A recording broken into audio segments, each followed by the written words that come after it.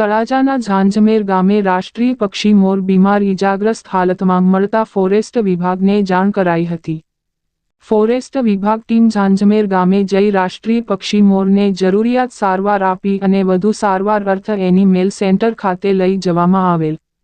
ઝાંઝમેર ગામના વામનભાઈ કે ડોડિયાએ જણાવેલ મુજબ દેવુબેન વાલજીભાઈ મકવાણાની વાડીએ રાષ્ટ્રીય પક્ષી મોર કોઈ કારણસર બીમારી હોવાથી પગે વિકલાંગ અને બીમાર જોવા મળેલ।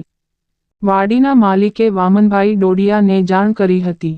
તેમને તાત્કાલિક ફોરેસ્ટ વિભાગનો સંપર્ક કરતા ફોરેસ્ટ વિભાગ ટીમ ઝાંઝમેર ગામે પહોંચી રાષ્ટ્રીય પક્ષી મોરને બચાવી લીધેલ।